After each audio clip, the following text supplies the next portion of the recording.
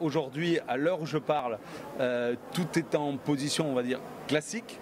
On a souffert pendant le confinement parce que tous les chantiers se sont arrêtés et ça a créé un vrai trou dans notre économie qui s'est ajouté au trou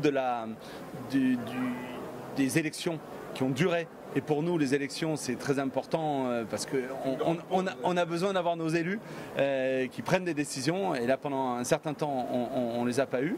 Donc, il y a eu la double peine pour les secteurs de l'immobilier. Aujourd'hui, la construction bat son plein, les chantiers fonctionnent et a priori, tout le monde est retourné au boulot, que ce soit en télétravail ou en présentiel.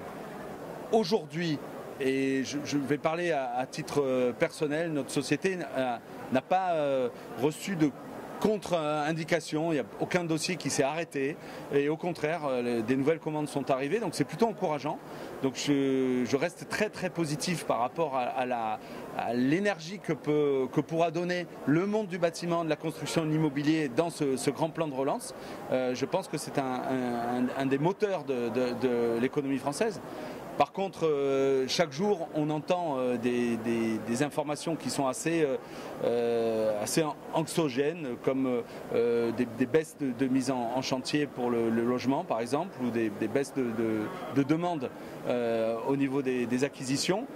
La Fédération des promoteurs immobiliers est assez pessimiste. Pour mon compte, j'essaierai de rester optimiste le plus longtemps possible. C'était une évidence, c'était attendu que le gouvernement mette le paquet sur cette transition énergétique, transition écologique. J'ai eu l'occasion de le dire, mais je fais partie de la grande masse des gens qui pensent que cet événement, la Covid, nous a fait accélérer certaines tendances qui étaient déjà lancées.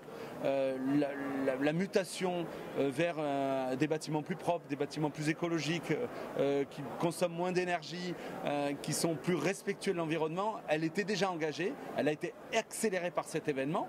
Au niveau mondial, la France, à mon sens, devient un des pays les plus exemplaires dans sa capacité à faire front au niveau économique, à nous encourager à la relance.